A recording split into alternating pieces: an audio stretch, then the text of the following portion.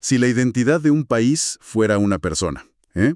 ¿Cómo se vestiría? ¿Qué historia contaría?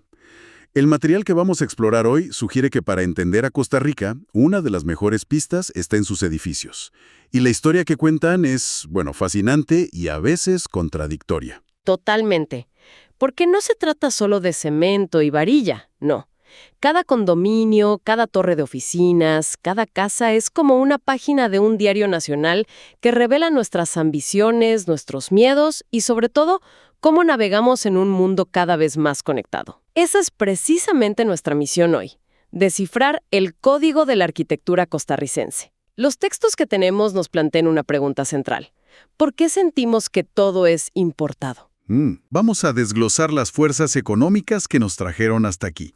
Investigaremos cómo la idea de hogar se convirtió en un producto de supermercado y qué significa realmente este nuevo afán por construir hacia el cielo. Y para entender de verdad lo que significa nuestra identidad arquitectónica, que es flexible, casi líquida, la vamos a poner cara a cara con una de las más sólidas y definidas del mundo, la de Nueva York.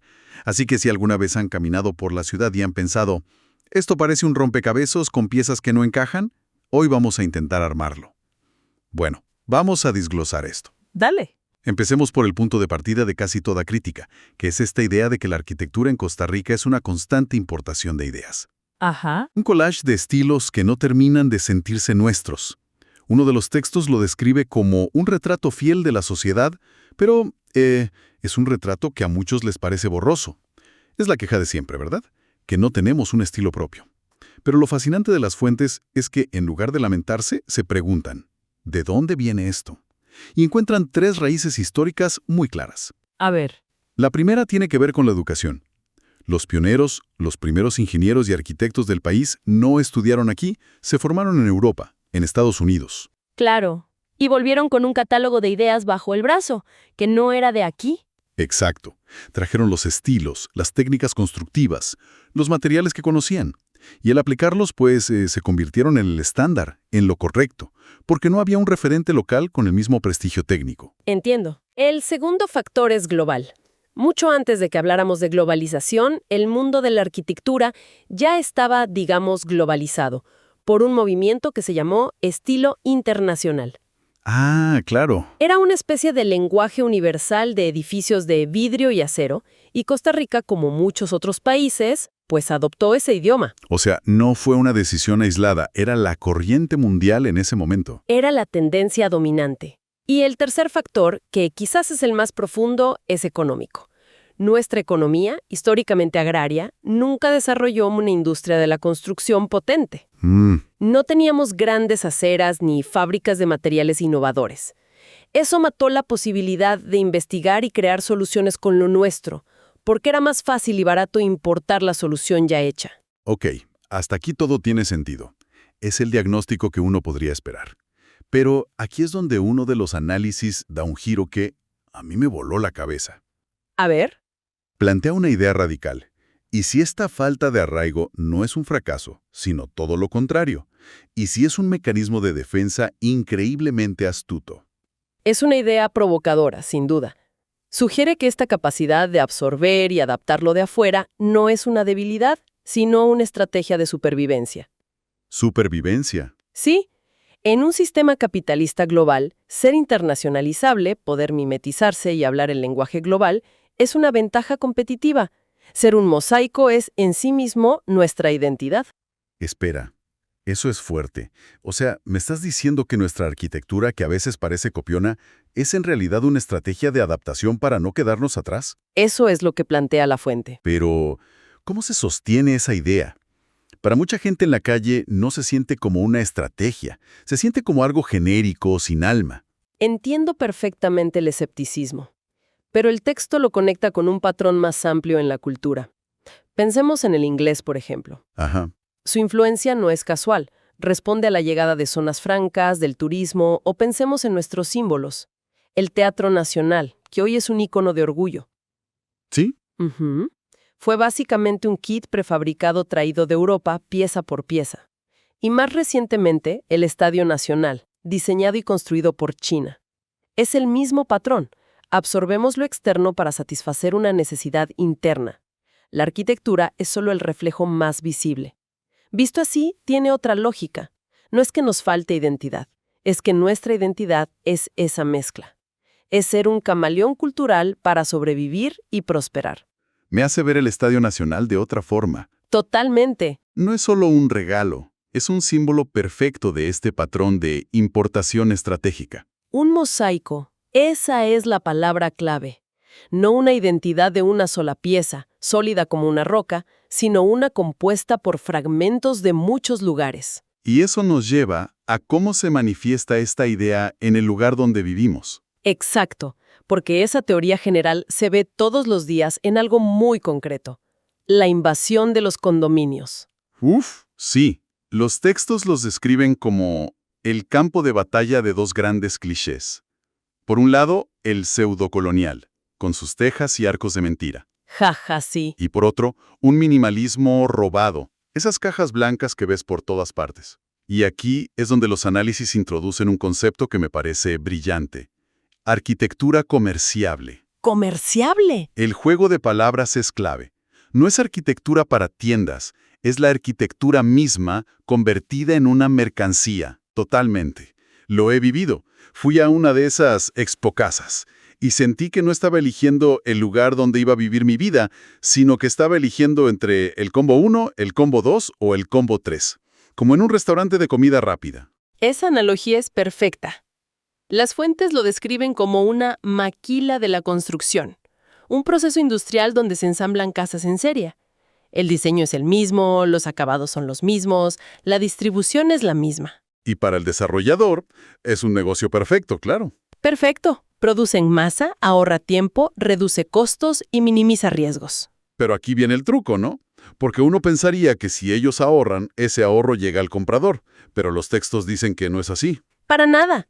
De hecho, argumentan que es todo lo contrario.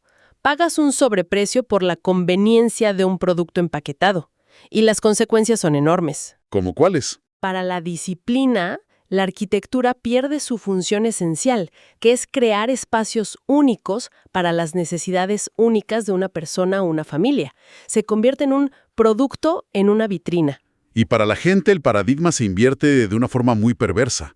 Ya no es el mercado el que se adapta a lo que la gente necesita. Es la gente la que tiene que encajar a la fuerza en una de las 3 o 4 opciones que le ofrece el mercado. Exacto, precisamente.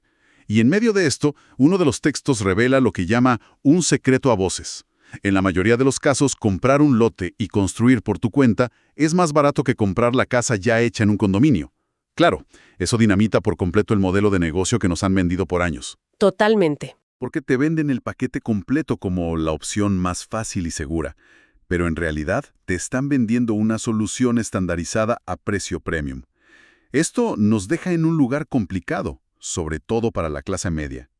Y esa presión sobre la clase media nos lleva directamente al siguiente capítulo de esta historia: la carrera hacia el cielo, los edificios de apartamentos, el auge de los edificios. Históricamente, en Costa Rica, siempre ha habido un recelo a construir en altura, y los textos identifican dos grandes razones.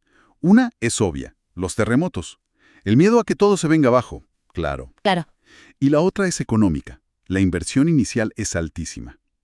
Estos dos factores crearon la idea de que una ciudad chata, de baja escala, era parte de nuestra identidad. Casi un rasgo de carácter nacional. Sí, es cierto. Pero esto es un contraste brutal con el origen de los rascacielos en lugares como Nueva York o Chicago. Allá no nacieron por capricho, sino por una necesidad brutal. Mucha gente, poco espacio. Exacto, demasiada gente en muy poco espacio y el precio del suelo era astronómico. Eran una solución de ingeniería a un problema de densidad. Aquí, en cambio, parece que la motivación es otra. Vemos un boom de construcción vertical en San José que se vende con la promesa de revitalizar la ciudad. Sí, traer gente al centro. Pero la pregunta del millón que plantean las fuentes es: ¿son estos edificios una solución real para la gente común y corriente? ¿Para la clase media que se enfrenta a hipotecas de primer mundo con salarios de tercer mundo? La respuesta que dan los textos es un no categórico. ¿Por qué? Por cómo se están vendiendo estos proyectos, no se ofrecen como una solución a la crisis de vivienda, sino como un producto de lujo. Lo que se publicita son los penthouses, las vistas espectaculares, los acabados importados. Ah, claro. Hay una ecuación muy simple y muy excluyente. A más altura, más estatus y, por supuesto, más caro. O sea, la herramienta que podría densificar la ciudad y hacerla más accesible se está usando para crear castillos en el aire para unos pocos. Exacto. Y esto agrava el problema. La clase media que hace unos años podía aspirar a un condominio horizontal, ahora ve cómo esa opción se encarece y la nueva opción vertical está completamente fuera de su alcance. Porque amenaza la estabilidad social que siempre ha caracterizado al país. La brecha se hace más grande. Entonces, estamos condenados a que nuestras ciudades sean o suburbios inacabables de casas iguales o centros verticales para millonarios. ¿Hay alguna salida? Las fuentes no se quedan solo en la Crítica. Proponen un replanteamiento total. Imaginemos que estos proyectos verticales se diseñaran no desde el lujo, sino desde la necesidad. Ok, que se hicieran estudios serios para ver dónde se necesitan de verdad. Que los municipios ajustaran sus planes reguladores para facilitar vivienda de alta densidad que venga acompañada de servicios, transporte público, parques, escuelas. Cambiar el enfoque, entonces. Se trata de cambiar el chip. No es construir alto por construir alto, es construir para democratizar la ciudad. Es un cambio de visión radical. Y para entender la magnitud de lo que estamos discutiendo, el contraste con otras ciudades clave. Saltemos al otro extremo del espectro. A Nueva York. Exacto. Uno de los textos nos regala la perspectiva de un costarricense sensible a la arquitectura que pisa Nueva York por primera vez. La descripción es casi cinematográfica.